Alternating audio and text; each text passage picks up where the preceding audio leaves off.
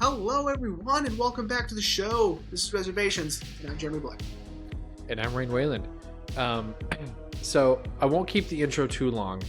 I know it was a little too long last episode. Sorry, Zach. I just happened to watch a lot of shit over that weekend. I know, man. I was kind of impressed with myself with how much I watched. Sure.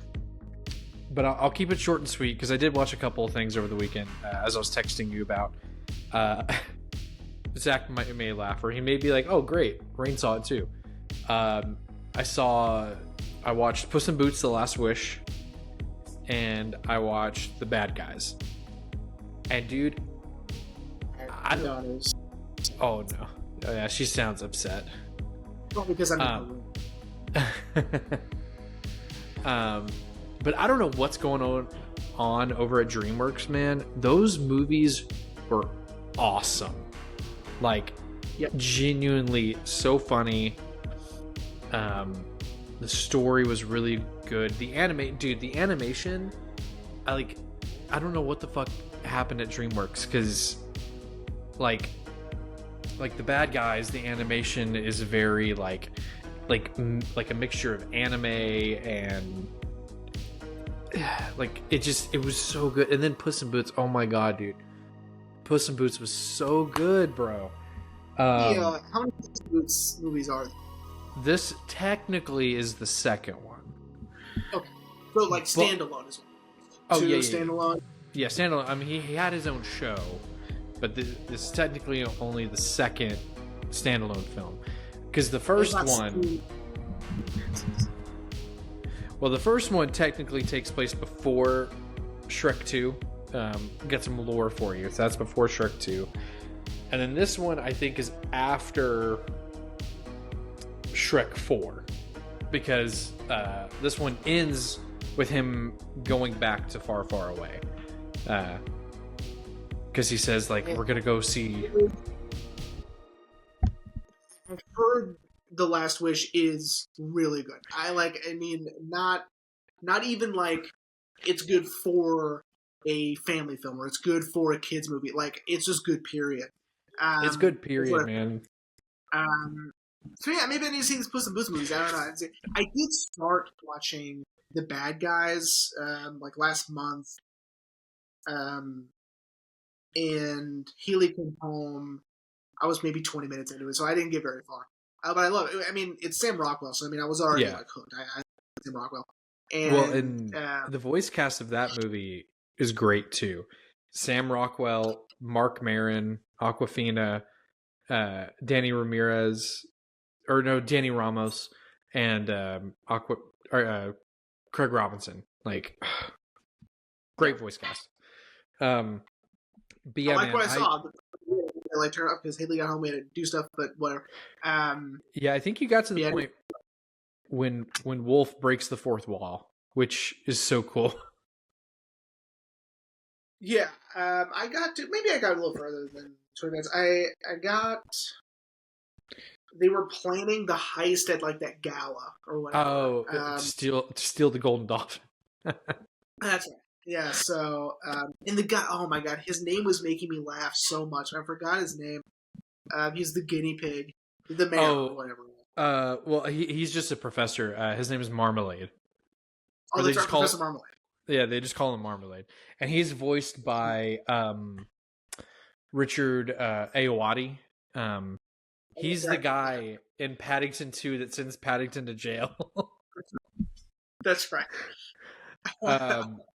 But yeah, man, I was so blown away because I'm like, this can't be the same studio that gave us Shrek 2. Like, because yes, Shrek 2 is the standard because Shrek 2 is awesome. But like when I finished The Bad Guys, I looked at Ashley. I was like, there's no way this is still DreamWorks. Like, I don't know. Maybe it's because Katzenberg's not in charge anymore. So now they're like, let's try like different genre or different animation styles. And because, well, they're, with The Bad Guys especially, I kind of assumed that it was a sort of a half-assed, straight to DVD, sort of like a, like just to fill their catalog sort of a movie because I didn't see any marketing for it, and so when it came out, like I was like, oh okay, like it's just sort of like this, sort of bullshit, you know, Mm-hmm. we need a movie this year, sort of a thing. But no, I heard it's really, really good. And what I saw, what 20, 30 minutes of it was really good. I really enjoyed it. So I was dead wrong. I think I was just going off of the lack of marketing, I suppose. I Um, well, I would agree with you there. I remember seeing one trailer and that was it. Um, and I remember thinking like, oh, okay, cool, it looks cute. And then when I heard how good it was, but I guess now I need to see the Wild Robot and get my oh, it's heart great. heart stomped Yeah. on. Wild Robot is Um, great. and then Recommend. I guess I'm gonna have to see the Bad Guys 2 when it comes out in August. So, wow, I didn't know they were doing a sequel. That's cool. Yeah. Yeah, so for me, and then we'll get started. Peak DreamWorks to me. I would say, as far as 2D animation, I would want to say Road El Dorado, but I Okay. think Prince of Egypt beats Road El Dorado. I Oh, think Prince of Egypt is peak dude. 3D animation for DreamWorks for me. Uh-huh. I think you probably think I'm going to say Shrek 2, okay? Yeah. Because that is peak. But I'm so sorry, but B movie is. I forgot about your love of B movie. Love it. So good. Yeah. Speaking of Road But to El Dorado, in all honesty, the best DreamWorks animated movie of all time is Wallace and Gromit: Curse of the Were Rabbit. that's true. Oh, that's right. Yeah. Chicken. Yeah. I forgot they did those too. That they gave Aardman U.S. distribution. But yeah. Speaking of Road to El Dorado, then we'll get started. Oh I my did god. want to go back and rewatch the first Puss in Boots movie, but here's what's interesting. So The Last Wish is streaming on Prime, not on Peacock, and I was gonna have to buy or rent the first Puss in Boots movie, and I was like, yeah, I'm not doing that. And then I learned all the Madagascar movies, you have to do the same thing, and I'm like, That's weird. why the fuck are they not on Peacock? But I found The Road to El Dorado, and I was like, you know what, fuck it, and put it on. Anyway, with that being said, that was only a 9-minute intro, not a 16-minute intro. So yeah, I mean, you basically good job. Yeah. But with that being said, here we are, our end of season series finale and the finale of season 10. So what are we talking about today, Jeremy? So today, we are concluding our end of season series, our one and done, highlighting films where the director only made one movie. And I cheated a little bit this week because technically there's 3 directors, only one hasn't made anything else. But we'll talk about that here in just a little bit.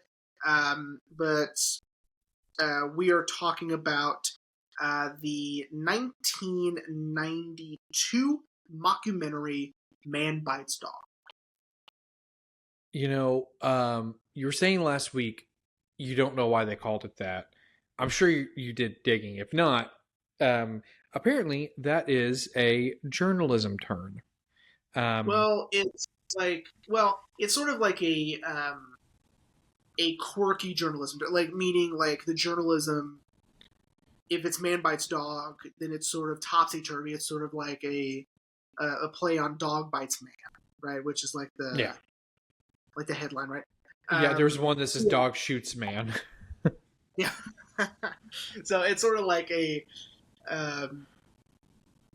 catch-all for like sort of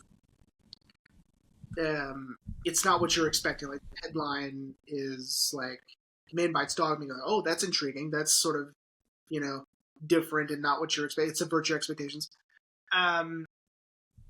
Yeah, I prefer the original Belgium title, which is It Happened in Your Neighborhood. I think it gives it a little more ominous, um, darkly humorous tone, which is what the movie is. Um, and so, anyway, so a quick synopsis before we get too far into this thing.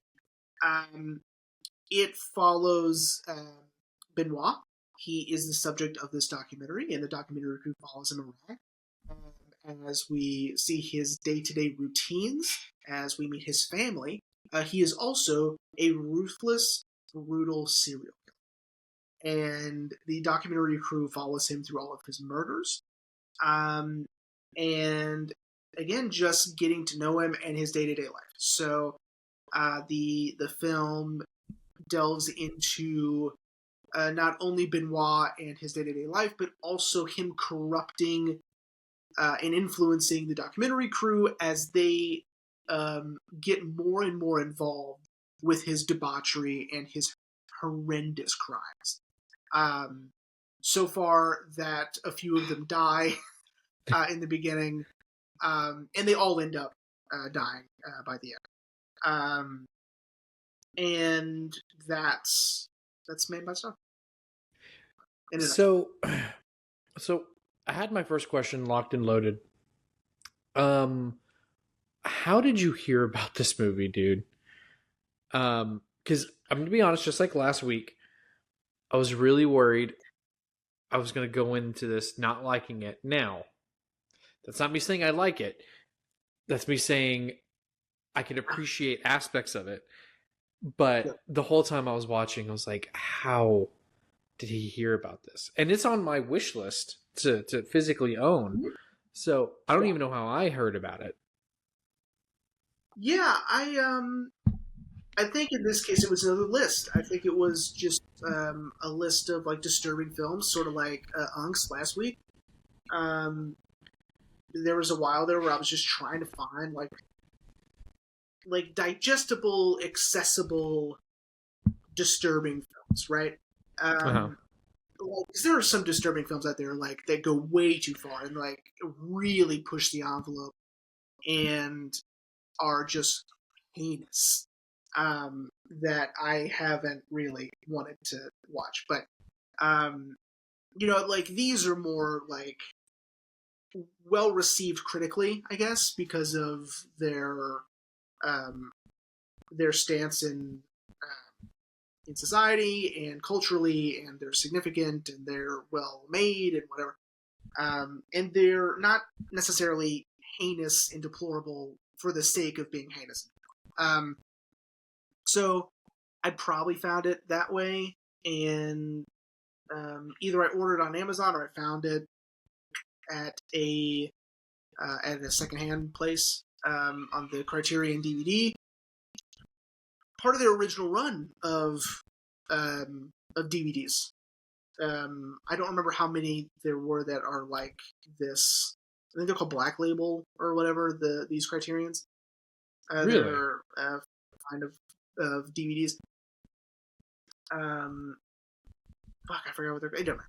So, and I was so intrigued by the cover art. So on IMDb, I have a bone to pick with IMDb because their poster is changed. They changed the poster, and I kind of don't like that they did that because, like, it's a in the. I'm sure you show. I'm hoping we show the original poster in the beginning of this, but on IMDb, the poster is of Benoit. He's shooting a gun in the bottom right corner of the poster, and there's a muzzle flash, and there's blood splatter, and it's a jaw bone, right? Mm-hmm. In the poster on IMDb, but in the original poster, it's a pacifier, which gives very grave, sinister undertones to what Benoit is up to. Now, nothing happens to infants in the movie. However, I think it was a good illustration to highlight his depravity and his sort of lack of moral standing. Like, he murders anybody for any reason. Mm-hmm. He is truly sinister, and irredeemable, right? But anyway, so that's what I have. I have a bone to pick with IMDb fans, but I'm sure it's a censorship issue. I assume it seems to be like an original poster with the French title on there, but I don't know. Anyway, so yeah, that's probably how I found out about the movie, and it intrigued me, and I liked the idea of this mockumentary that where the documentary crew is slowly corrupted. I liked the idea of that. I was not at all prepared, especially for the Christmas scene. Yeah. Oh. Yeah. I wasn't ready for that at all. But honestly, like, there are parts of this movie that are very funny also. So, well, I know it's going to be hard to sort of like wrap your head around this movie is funny, but there are moments that are funny and are funny on purpose. Like, this movie is darkly comedic in its satire of, journalism, of modern culture, of violence. So anyway, your first thoughts of the movie. So my first thoughts, like I said, that was kind of a lie. I said I didn't go into thinking like, oh, I'm not going to like this. I went in like wanting to like it, but very quickly realized. Sorry, everyone. Very quickly realized like, oh my God, what am I watching? And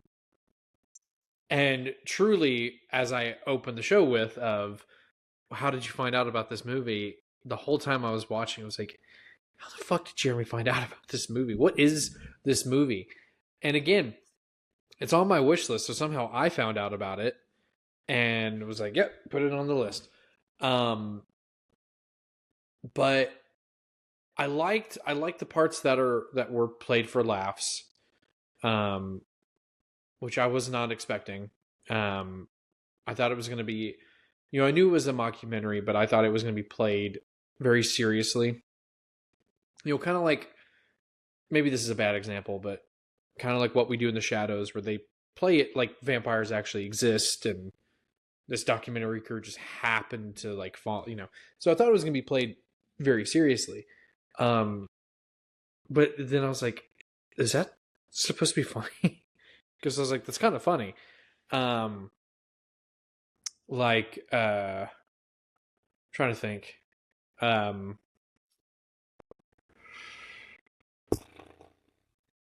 really can't think. The part that made me laugh. I'll tell you the part. So he is sitting. It's in the beginning. He is sitting there for like a solid. I'll use a realistic time. It's a solid like 2 to 3 minutes, talking about proper ways to dispose of a body in a river or in a body of water. And he's talking about the significance of the weight and the significance of and how he's talking about it is very funny because it's so blunt and it's so earnest. The way he's talking about like, children, you need this, little people, you need this, adults, you need this, women, you need this. And he's talking about how to like, what you need, like how many rocks you need or how much weight you need because of the whatever. And the next shot is him tossing the body over the bridge and it floats. It's like, and yeah, and I could just see him like looking at the camera like, shit. And it made me laugh because it's like, dude, the dude seems like an expert, but really like he doesn't know what he's doing. You know what I mean? Like it was so funny. It was such a funny juxtaposition between,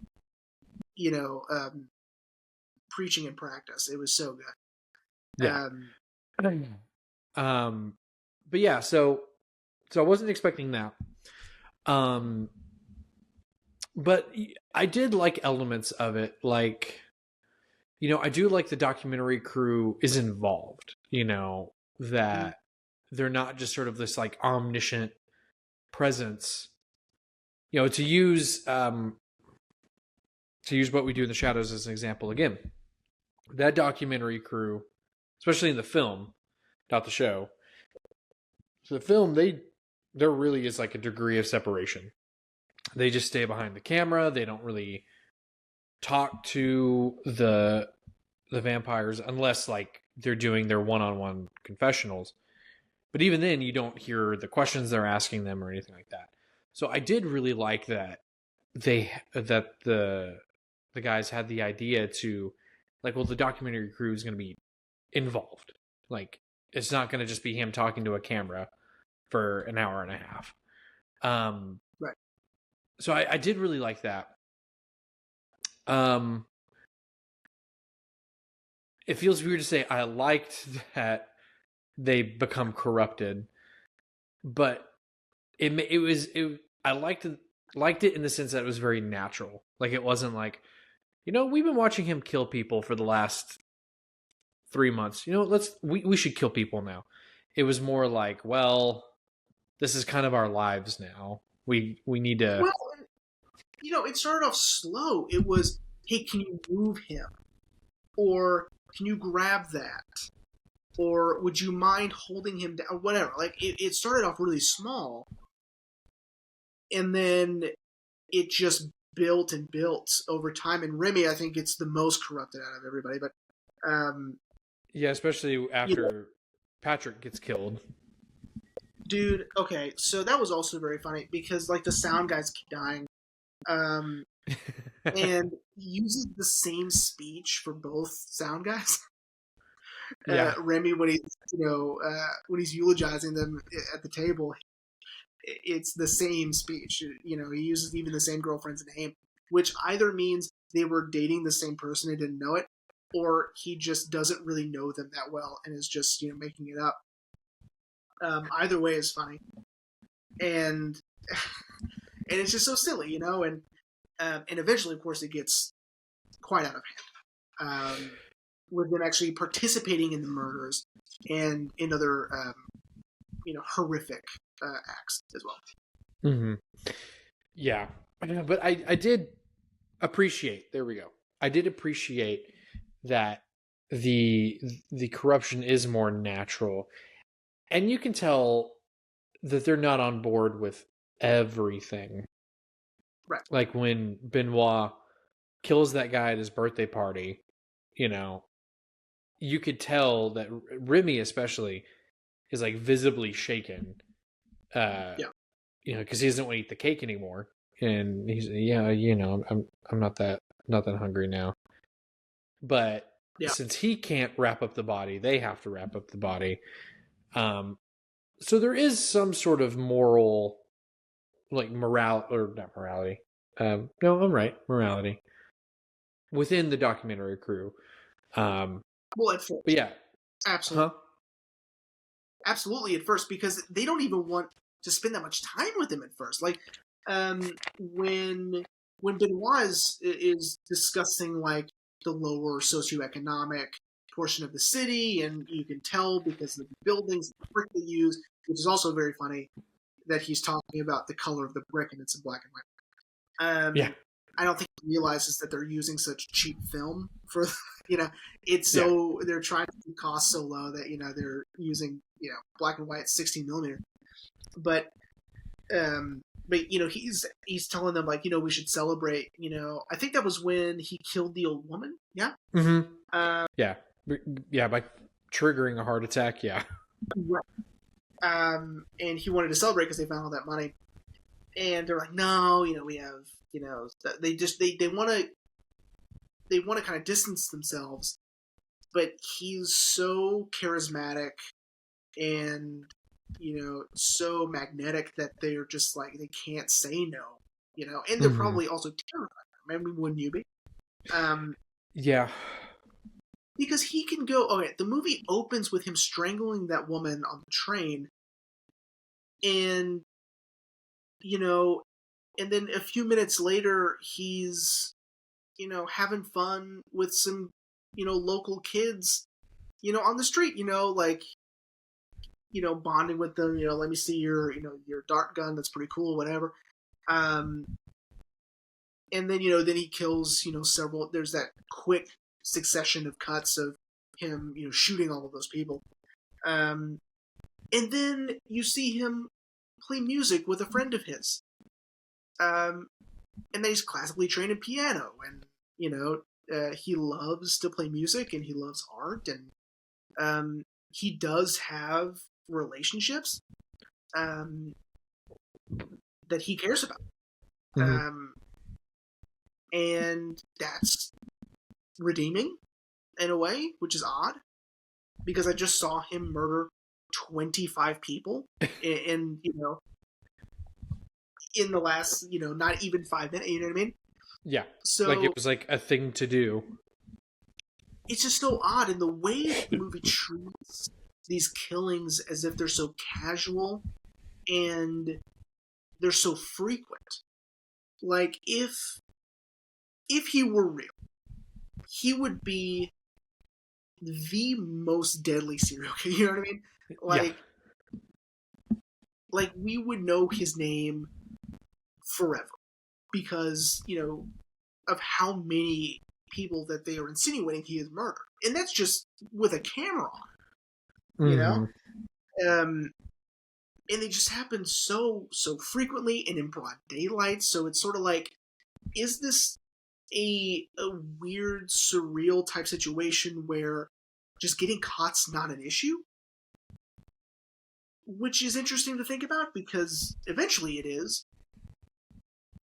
But, then what's been going on, is that a critique on just sort of the desensitization of, like, the culture? Is this, like, an indictment on law enforcement? Or, like, I don't know what it is. Yeah. All good questions. I don't think we would know the answer. Because if I'm being honest, I kind of forgot about the satire element of it.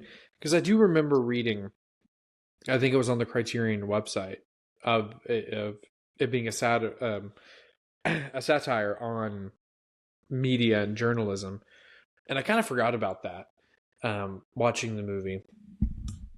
So it does make me wonder but it kind of makes me think of American Psycho in the sense, Patrick, seemingly upping the ante every kill, and he's becoming more and more erratic and killing more people, and like when he kills that prostitute, and she stumbles upon his bathroom of horror, there's all these bodies everywhere. So it makes me wonder.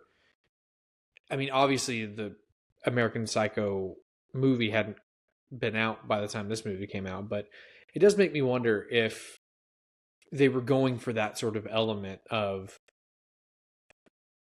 he can't be caught or won't be caught or something. Yeah, I sort of felt like, this is it's just happening, right? And Yeah. he's doing this during the day, I would say over half of them were which is crazy. And, and him disposing of the bodies, I mean, again, it's just like it's noon, and he's just tossing his body over the cliff or over a bridge while a train goes by, Yeah. And he's just seemingly just immune to punishment. Which reminded me a little bit of the house that Jack built, which is another example we made last week too, where in Jack's case it was just dumb luck and coincidence every time he didn't get caught. In this case, it just seems like no one cares or is paying attention, which is more of your analogy of American Psycho is a little bit better fit for that, because Patrick Bateman goes and explicitly tells people what he's done and they don't believe it. Yeah. Hopefully, we talked about how that's not only a clue that maybe he's not doing these things, but it's also a critique on the the me culture of the 1980s and the culture of yuppies and excess, and it's all very selfish. I don't know. Someone go back and re-listen to our American Psycho episode. Yeah, And let us know if we talked about it. God, yeah. I would love that. I would love to get a comment on this episode and be like, yeah, I went back and listened to it. Yeah, you totally talked about it. Oh, thank God. Yeah. But yeah, the reason I think that I think we're supposed to be focusing on, and what the movie wants us to focus on, is the satire of the ethics of journalism, Mm-hmm. and in what it. This is obviously an extreme example of crossing that line between subject and and and documenter. Um, Mm-hmm. so I have an example. Okay. In my nonfiction military films class, which means, not like Saving Private Ryan or Platoon, it was like documentaries, war footage, things like that. Mm-hmm. We were shown a picture of a war-torn city somewhere, and there was a plush Mickey Mouse in the rubble, like in the middle of the rubble. Okay. Okay. Now, we were told that. Well, we were asked. We were like, okay, two options. One, which is less, or which is worse, or are they both equally bad, or is one more bad than the other, whatever, in terms of ethical journalism? He took that toy out of his pocket and he placed it there and took the picture. Okay? That was one. Okay. Two, he found the Mickey nearby in the rubble and moved it to get a better shot.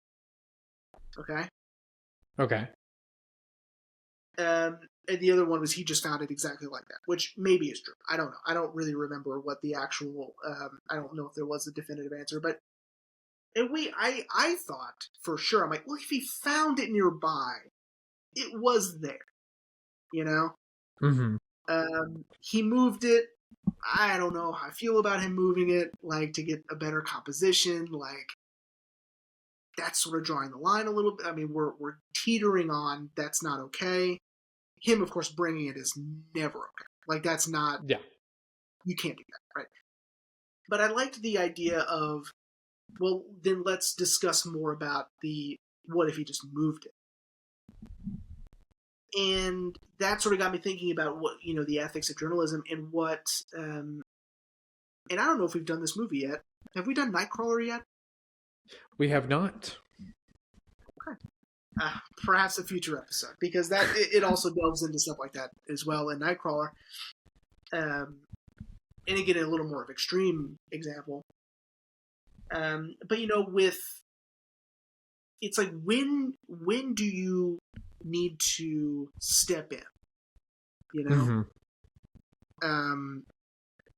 Or do you ever step in? There was an episode of, it was one of those Mormon shows where the dude had like 3 wives on TLC. Okay.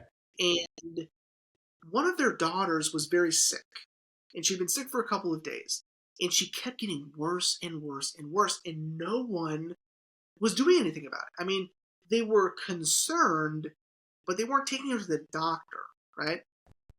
And it was a big deal at the time because the producer stepped in and go, we're taking her to the fucking hospital. And, okay. If you don't take her to the hospital, we're leaving. Like, the show's over. And so they saved her life because that girl was going to die. She was so sick. And that was a big deal because the producers intervened in this sort of documentary type show. Mm-hmm. Which is interesting. Yeah. So you're posing the question as kind of what we were talking about. One of the things that I appreciated, which is the documentary crew is actually getting involved. Yeah. Yeah, it does make me wonder if they had the idea of, maybe we don't have the documentary crew get involved, like when they're thinking of the movie, like, maybe we don't get them involved. What would that look like? um but I see what you're saying, because It's yeah, pretty that dull does. if it's just Benoit. Yeah, yeah.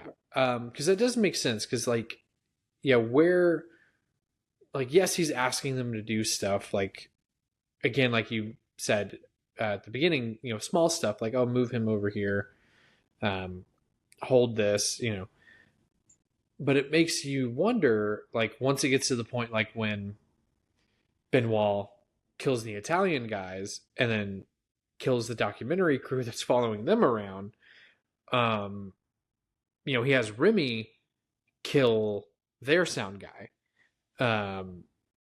Like, he puts Yeah. the gun in Remy's hand. It was like, yeah, so yeah, that is an interesting question that you just posed there. Well, I don't know if the movie is trying to say again. Like I probably did know by this time. It's been days since I've seen it. Um, but I wonder if the movie's trying to pose like you should never cross that line. If you are, journalistically speaking, like you should always just let the subject be the subject. Don't intervene with the subject. Mm-hmm. Because number one, it'll change the outcome of whatever you're doing, right? If you're getting involved, you're putting too much input in, it changes the whole thing, and it muddies everything up, and then it's not a pure thing that you're documenting. But also, I think it also has to do with, the corruption of innocence as well, because I'm not saying that Remy and crew are innocent by any means, but they definitely weren't killers and rapists when they started the documentary. You could Yeah, have, yeah, but yeah. slowly, yeah, yeah, wasn't expecting that at all. So I'm almost glad. Like, I guess I didn't have to, but I was like, I'm gonna put the disc in because I don't think HBO would do this, but I don't want them to take anything. I want it to be intact, with its NC-17 rating in it. It So Fair warning, it did not. yeah, As a matter of fact, Max played the Criterion. Like, it started with the Criterion logo. So, yeah, it was. Twas not. yeah, Yeah. yeah, because that scene is horrific, and it's like, um, yeah, it's when Remy, not Remy, it's when Benoit is wearing his priest outfit, and then they go and torture and murder that couple. Mm-hmm. It's horrific. I couldn't believe it. I wasn't. I guess I just wasn't expecting it. To me, it's like, okay, I wonder if it's NC-17 because of all the killing, and just the casualness of the killing is pretty disturbing, and it's not for everybody. But nope, they earned it. They earned the NC-17 rating, and then some, with that scene alone. I'm so happy Haley was asleep. Yeah. Well, Because yeah, well, I had kind of suspected things were gonna not ramp up like that, but I had a suspicion that um, things were going uh, to ramp up. And so, fair warning, in case I didn't say it, I finished the movie today, by the way. I slacked off over the weekend, watching The Bad Guys and Puss in Boots. And so I, thankfully, none of the really horrific stuff happened, because I watched the first 45 minutes at work, but I was really keeping, like, when the killing started, I was really keeping my phone like this in the break room on my lunch. Yeah. Yeah. Well, more so like this, just kind of like, oh yeah, like, hey, like when the few people that would come in. But I needed to finish it when I got home, and Ashley was sitting on the couch next to me, working on a lot of her master's stuff. And I was like, hey, I really got to finish this movie. And she goes, okay, well, can you put on your headphones? I'm like, yeah, I was going to do that anyway. Because what I'd seen up to that point, I was like, it's going to get ramped. Yeah. And I was like, fair warning. If you see something weird, it's like, it's a French film. And she was like, okay. Thank God she did not see that. Like, her head was buried in her computer and she was just typing away. And I'm sitting there like this, just like, yeah. Oh my. Like, yeah. Yeah. For those of you listening, I was looking back at the TV, then back at Ashley to make sure she. Oh, I was doing the same. I was like, please stay asleep. Oh my God, please, please, please. Because I turned it way down too, and I was doing that anyway. The gunshots were so loud. And oh my goodness, my daughter's she's just upset. She's praying to sleep. Yeah, like I the gunshots were so loud, so I turned it way down anyway, and it's it's in French, so I didn't really need to listen to it anyway because I could just read it. And thank God I did that, because that scene is insane. And honestly, I wasn't expecting the entire crew to get involved. And my jaw was agape at the aftermath of the murders. With her getting gutted, I was not expecting that at all. This, I definitely feel like this was the crescendo of everything we'd been seeing up until this point. And I think obviously that was the point, that the violence we'd been witnessing and the corruption of the crew had been building and building and building and building and building. And then here it is, probably the most horrific murder in the entire film. Because then after this, I mean, the movie doesn't mellow out, but the story kind of takes a little bit of a turn. And we kind of are reminded of the Italians that Benoit killed. But dude, I was like, Jesus Christ. And just like Irreversible, the act itself was incredibly realistic. And I was like, Jesus Christ. And again, it was perfect. But and go ahead. No, go ahead. No, I was really kind of taking my cues from you. So, what were you gonna say? Well, I was gonna shift gears just a little bit, because like this now that we built to like the most horrific scene, right? Mm-hmm. So imagine, you're not gonna. I don't know if you know this already, but you're not gonna believe it. So imagine you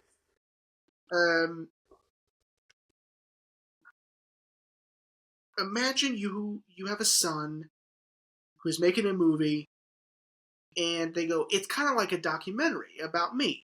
Can we interview you? Sure, son. Absolutely you can. I could talk about you. I could talk about the store we own. I can talk about, like your dad and your grandparents, blah, blah, blah, blah. And then you go see the movie, and you're like, that's what this movie was? Because that was Benoit's parents' experience, because those are his real parents, and those were his real grandparents, and they had no idea. They had no idea what kind of movie they were. And which I guess makes sense, because you don't want them to think about him being a murderer while they're talking about it. They want, because they don't know. Like in the reality of the movie, the parents don't know what he does, and so of course they would just talk about him like a proud parent would, right? And she said that, they said the mother, when they were filming the scene in the jail, she was just so distraught, and she was like, "Why are you in jail? Like, is this real? What's going on?" Because like they literally had no idea. Like he just told them, "Hey, they're making a movie about." Oh shit! I know, and they had, until they saw the movie, they had no clue.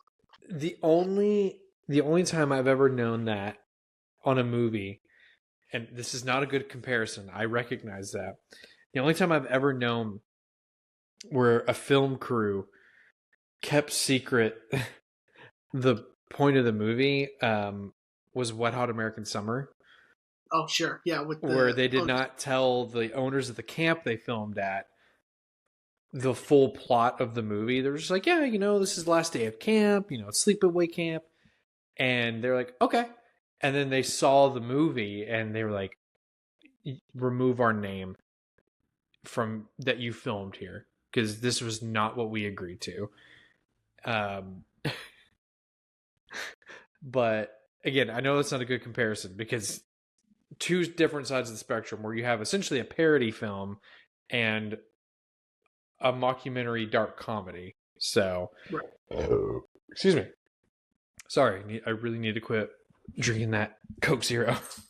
But yeah, dude, I can't even imagine, and especially as we were just talking about, and I think this will be the last time we mention it, I can't even imagine what his mom went through seeing that Christmas scene. God, I would have squirmed in my seat.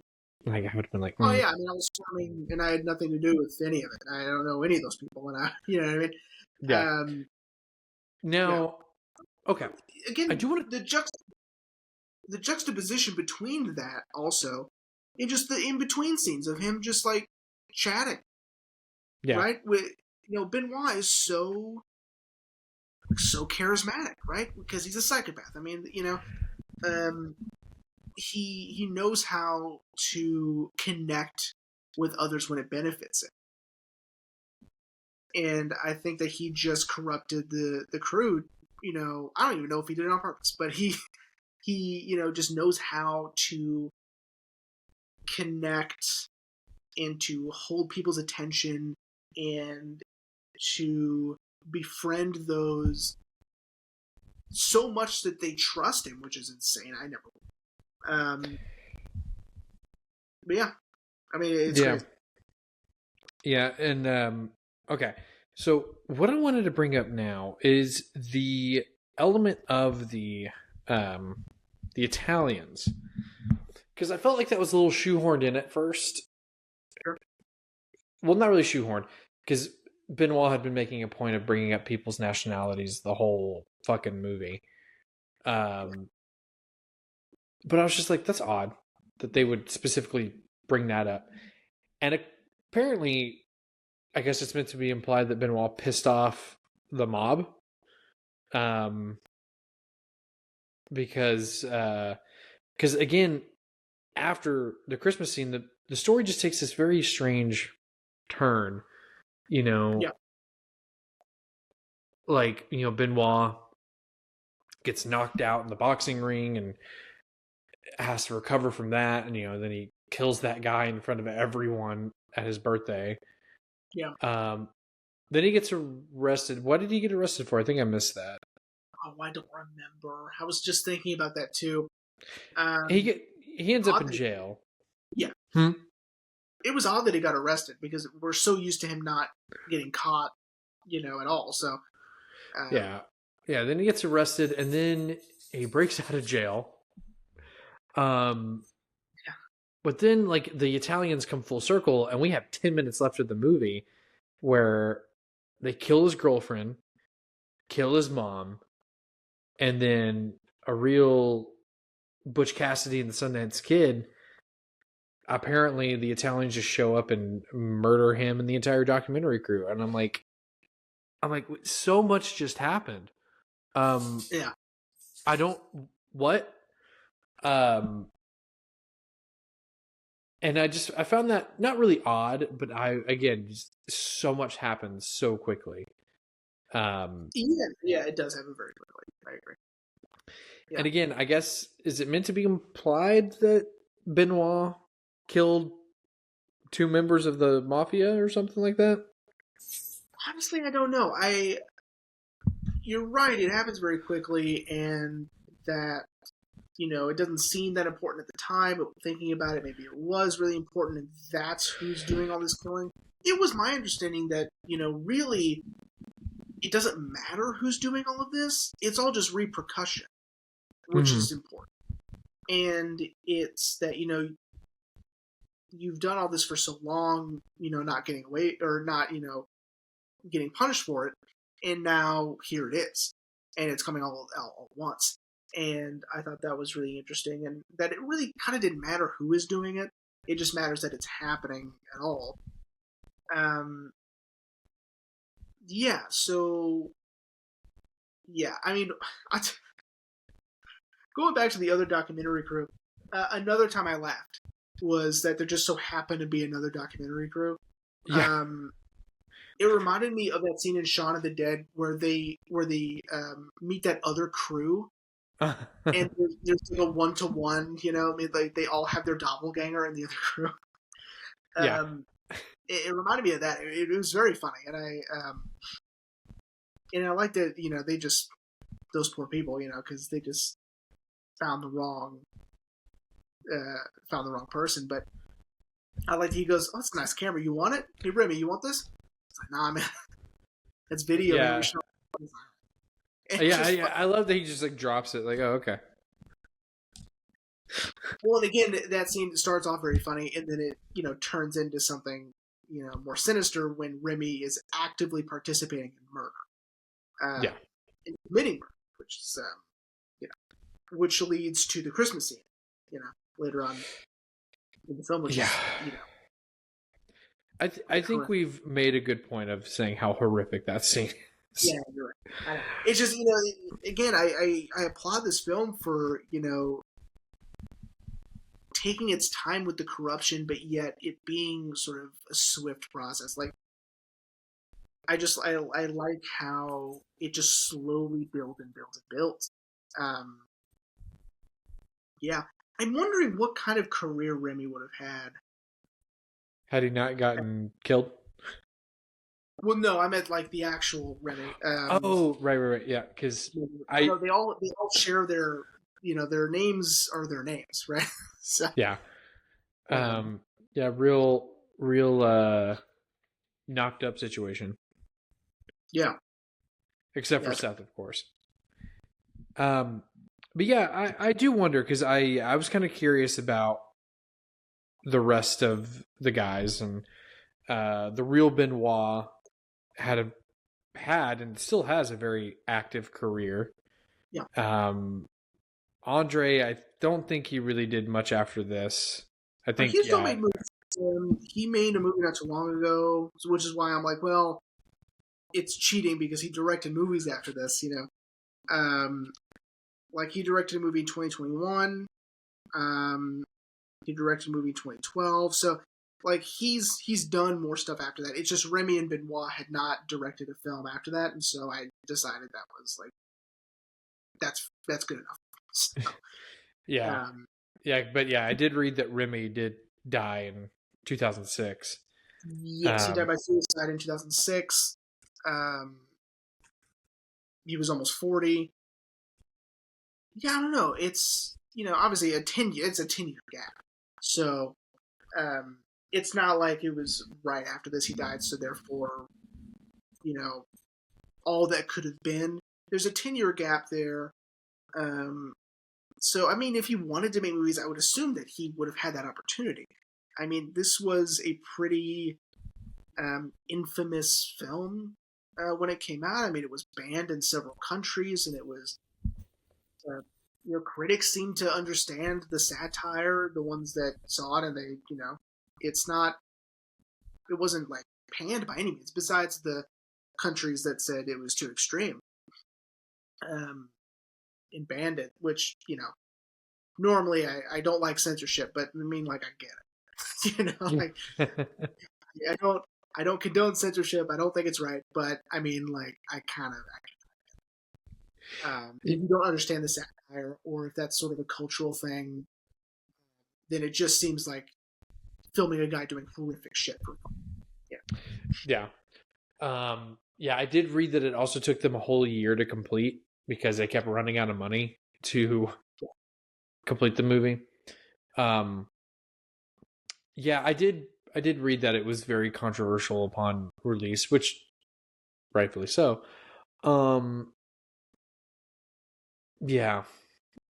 Well, Yeah. and what's really interesting about it is for it being such a low budget film with no money, um, one of the hardest things to maintain and to get right and to pull off in such a shoestring budget are guns. And Yeah.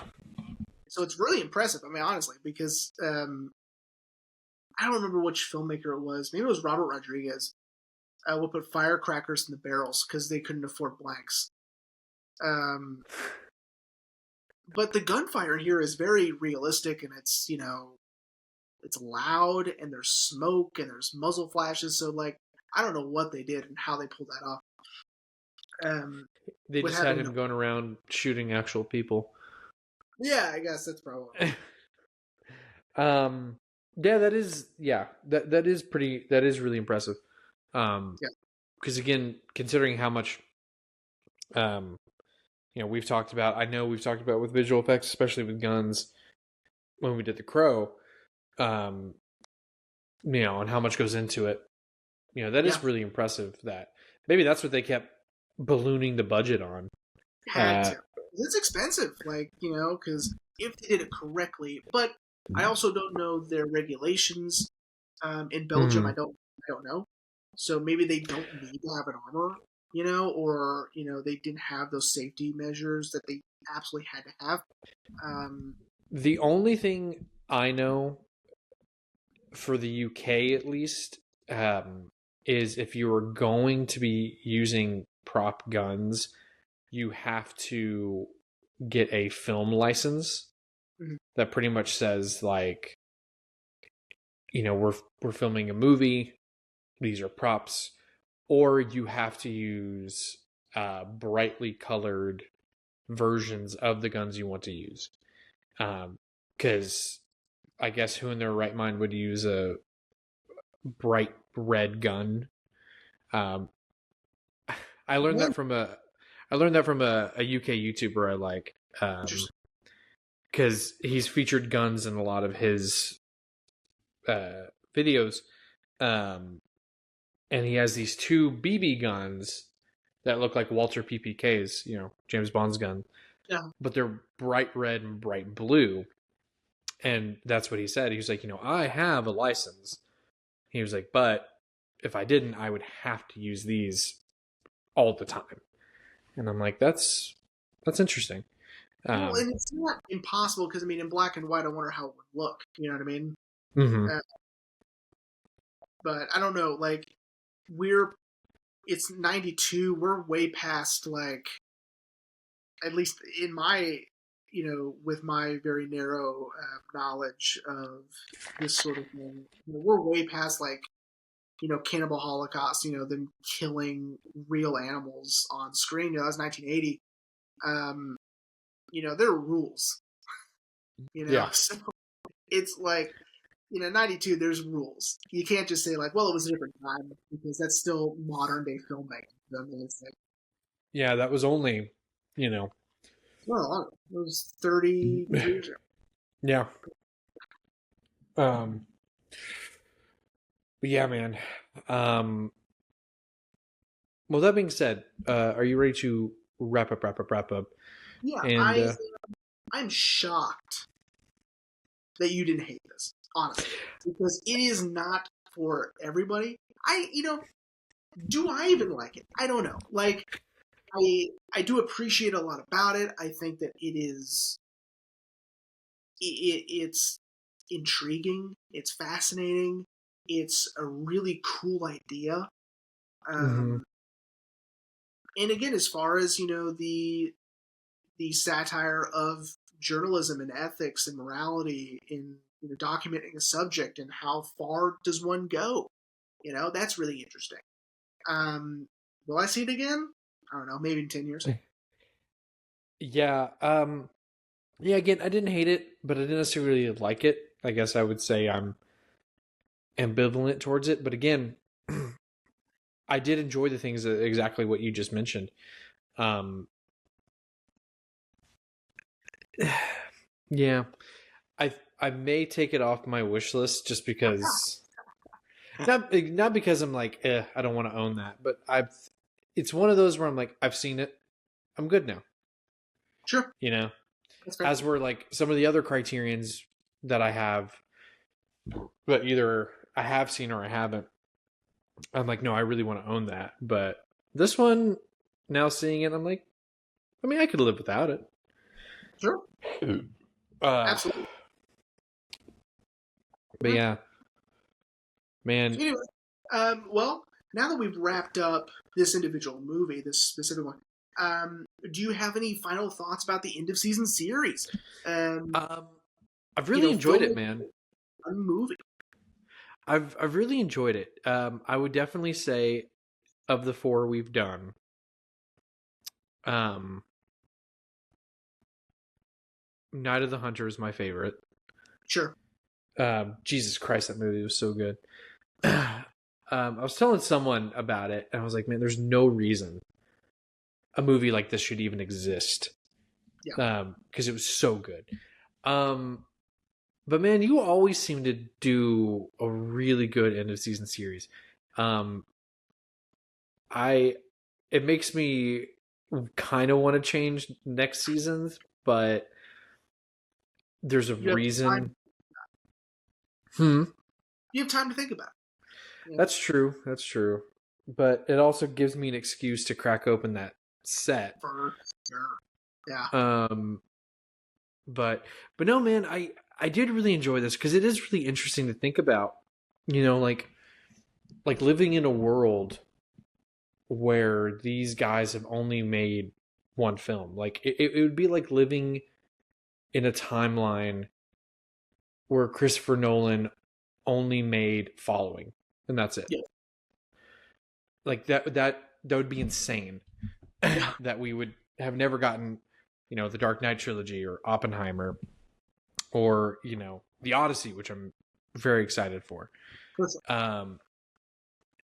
Same thing with Lynch, if we only got one Lynch film and that was all he ever made. So it was really interesting to do this sort of deep dive. And I'm sure there are other directors out there that, also only made. Let me see if this is an example. I was gonna say, do you have a list of other movies that were contenders? I'm trying to think because, there were some where I was like, sorry, let's see. Damn it, it's so close. Well, because there were some where I was like, oh, this would be a really good one. And they go, oh, they made 2. It's like, well, shit. Case in point, Bill Paxton. I was like, let's do Frailty, right? But he also directed The Greatest Game Ever Played, so that doesn't count. He Wait, Bill Paxton directed the Shia LaBeouf golfing movie? Yeah, that's right. No shit. Yeah. I was thinking about that movie a couple of weeks ago, like randomly. I was putting up laundry, and the line that the pro golfer he's going up against says, the whole if he wins, it's because he's the best, not because of who he is. And that just randomly popped into my head while I was putting up laundry. I'm like, man, I haven't seen that movie in forever. I didn't revisit it because I saw it when it came out. Oh my god, it was 20 years ago. I also think I saw it in theaters. I just remember being bored to tears. I just did not like it, and maybe I need to revisit it because I'm probably have a better appreciation for it now. But yeah, I was. So there are a few instances like that where I go, oh, okay, let's do Frailty. Oh well, shit, I can't. Yeah. And then I just I didn't even mean for most of these to be, about a serial killer. Yeah, that was not intentional at all. I was really excited to Night of the Hunter. That one was really what inspired it. I was like, let's make this the series. And, finding really good ones, finding ones I had seen or at least knew about, there's potential to do it again with different movies. It won't be as dark, I assume, this time or next time. But yeah, I don't know. I might also do another stage to screen next time. Yeah. I mean, that would be cool. We could do Wicked. Sure. You know, there's so many that we can do with that. I'll never be able to top the first batch, but with Who's Afraid of Virginia Woolf and 12 Angry Men and Bug, like you can't I don't know. top I think last season, last one was really good. You know, of Doubt to Glengarry Glen Ross. Especially the whale. You know, we got Zach on for the whale. Man, that was so good. Yeah. Anyways. But yeah, man, I did enjoy this series. I would definitely say this one was probably maybe, if we're ranking them from favorite to least favorite, this would probably be my least favorite. Sure. Again, that doesn't mean I hated it. Just, you know. But yeah, man. Did I ask you which one that you enjoyed the most doing? That's a good question. Yeah, I mean, I really enjoyed Night of the Hunter. I mean, that's probably out of the movies, it would be my favorite movie out of the bunch. Episode wise, I mean, that one was pretty good. I thought we got a lot more out of Unks than I thought we would. Yeah. Also, Zach surprised me. He watches it on Halloween every year. Like he watches it during October, and I was like, "Oh, I didn't know you knew it like that." Yeah, he loved it. He was surprised you didn't get the prologue because he's seen the prologue. So, yeah, we're just surprising everyone. You really are, yeah, man. Or wherever you watch, they really gypped you because, yeah. But yeah, I would say, Johnny Got His Gun was interesting. It's a good movie, and I really enjoy it. But yeah, I would say it would go Night of the Hunter, Angst, Johnny Got His Gun, then this one. I would agree that this one is probably the lesser of the four, but that's okay. I would agree with that order as well. Yeah, man, because Night of the Hunter, Jesus Christ. Yeah, fuck, the movie's so good. Yeah, we kicked it off too good. Yeah. started too high with a banger. It's not your fault. I just went chronologically. So. Yeah. But yeah, man. Yeah, hard to believe. Another season come and gone. Yep. What's interesting is just like with season 7, this one also almost took a year. Here, let me see. We promoted the first episode, Zone of Interest. Holy shit. May 21st of 2024. Ooh, I forgot we started with Zone of Interest, man. That was a long time ago. I know. That feels like forever ago. And it was almost barely, let's see, because it's February.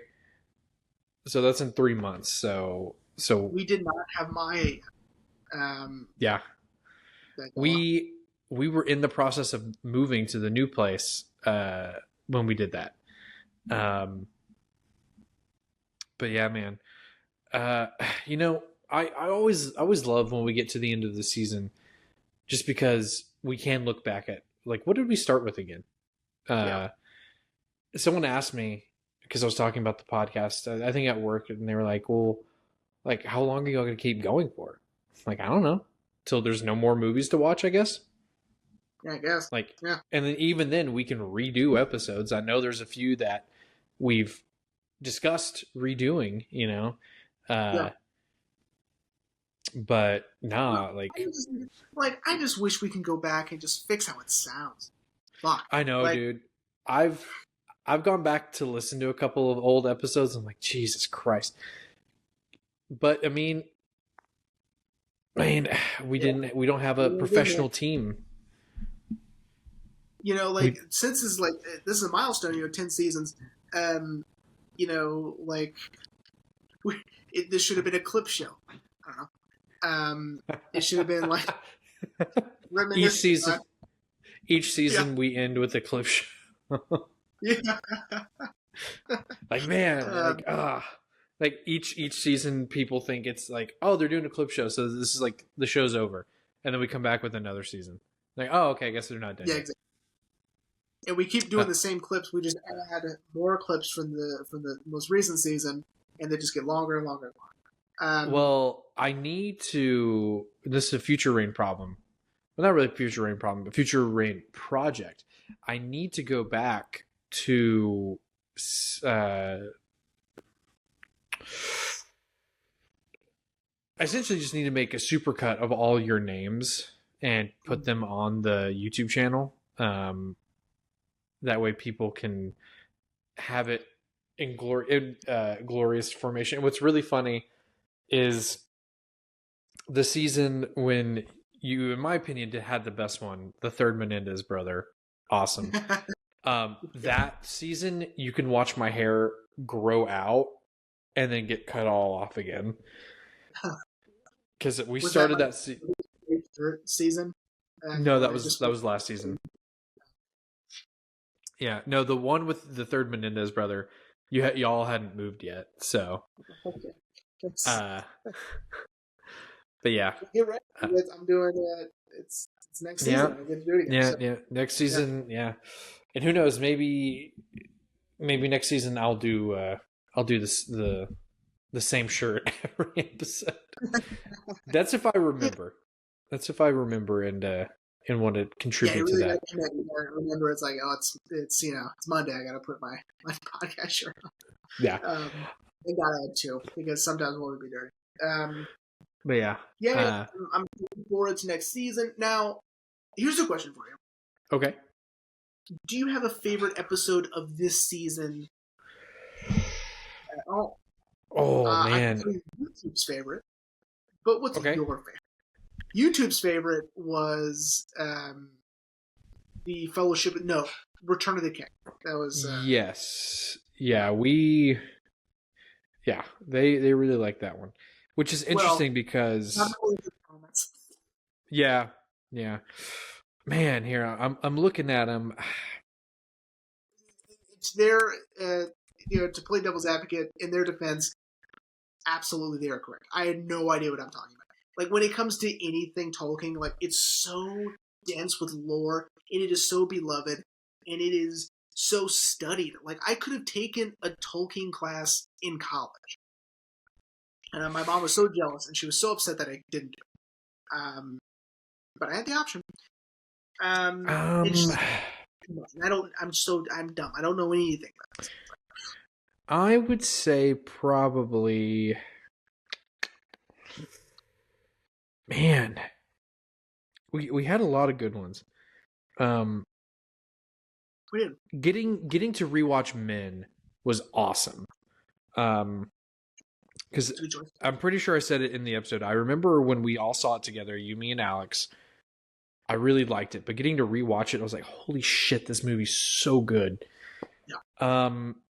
Honestly, and this is unfair because it was my pick. I think it was The Samurai. Okay. Yeah, getting to watch this movie that I'd heard so many great things about, and it really living up to the hype. Like, there was, I would say, just a tiny bit of a fear in me that I was like, man, what if this movie sucks? And I've heard all this great things about it. Like, what if it sucks? And thank God it didn't. God, so Mom even went and watched it after she heard that our episode. She was like, holy shit, that movie's so good. And I was like, I told you. Like, okay. Like, your fear is that you'll think it's bad or it sucks. My fear is always, what if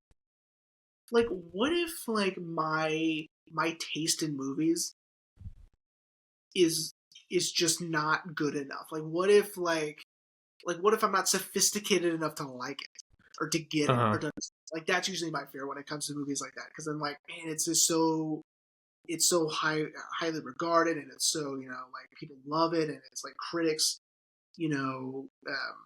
adore it, and it's blah blah blah, whatever.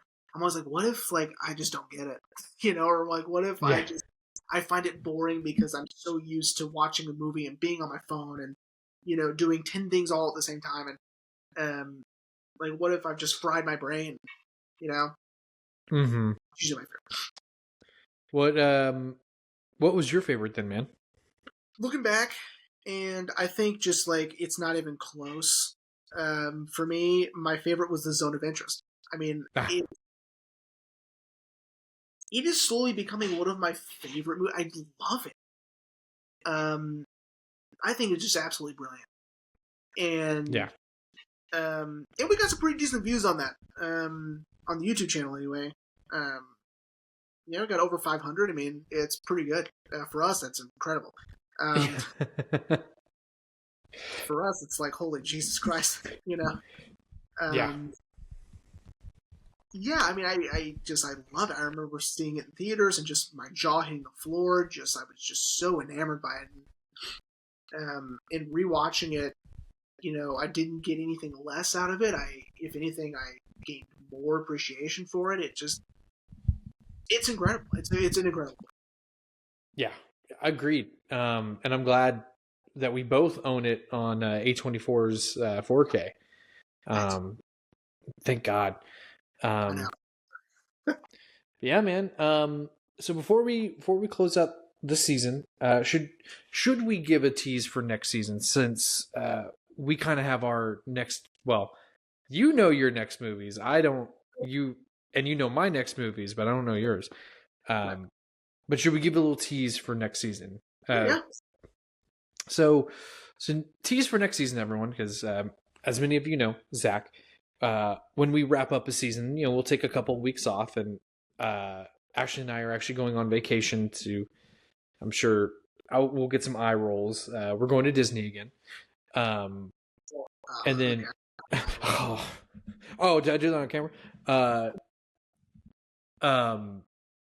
So probably after we get back, I mean, we'll probably take maybe one more week, since I won't be starting a new job, but I'll just be in a new location. So need to get acclimated to that. But next season, we'll be starting off with my pick, and to force myself to finally watch all these Criterions I keep buying, either recommendations from you or the In the Closet videos, to finally force myself to watch them, I chose how many? Like 20? How many are we doing? 20 seems high. Hang on. I think it's that. Hang on. Let's see. 2, 4, 6, 8, 10, 12, 14, 16, 18, 19. That was close. I said 20 seemed high. I chose just 19 of the I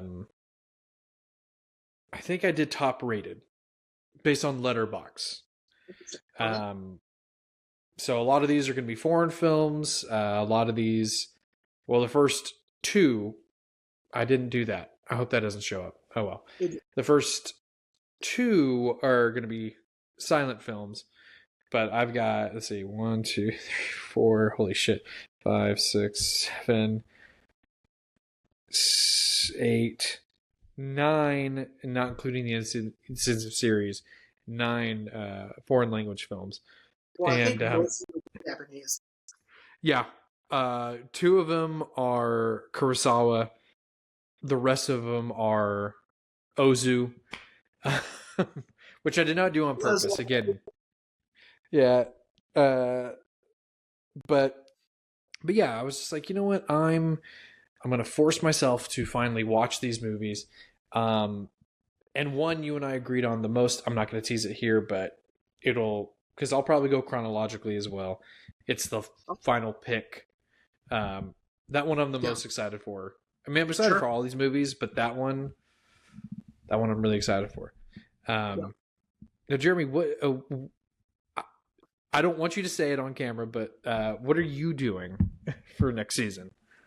Yeah, well, there's nothing to say because you sent your list, and so I counted how many you did, and I just sent you that amount of question marks. And so I'm doing what we used to do way back when, which is just I decide in the moment. Like, I'll think about it. I'll already have an idea of what I want to talk about next week. Or, while we're doing this wrap up thing, I just say, you know what, this one, and then I'll just say. Also, I tend to it's so weird because I'll give myself a list, but then I go, I don't want to be locked in. Yeah. I find myself always changing. This. I'm always like, hey, I changed this, or I got rid of this one, I added this one, or whatever. I do it all the time because I don't like. It's like in college when they're like, hey, you're watching this incredible film for discussion next week. I go, yeah. Dude, don't tell me I have to. Because then you're not my mom. It takes all the fun out of it. So. Yeah. This time it's in the moment I'm really excited about something, or I've been thinking about watching a movie recently and I go, oh, here we go, I'm excited about it, I'll put more effort into it, or just or it'll give me just a little fun feeling ooh, I'm excited to watch this and talk about it. Yeah. So. Yeah, I mentioned that to Mom and she was like, oh, I love it when you guys do that. I'm like, what? So you don't like my list? She's like, no, that's not it. She was like, I really like it when you guys kind of surprise one another. I'm like, well, unfortunately, I needed to know which ones I'm picking, because I probably could have done the same thing, but I kind of needed to know what I was picking. So, well, and that's not even to say that mine also won't be a part of the Criterion collection either. They probably will. Yeah. Some of them, I don't know. Yeah. But. Well, with that being said, I think this was a good place to end season 10. So everyone, we hope you enjoyed our end of season series with Man Bites Dog, and we hope you have enjoyed all of season 10. And we'll see you in a few weeks for season 11.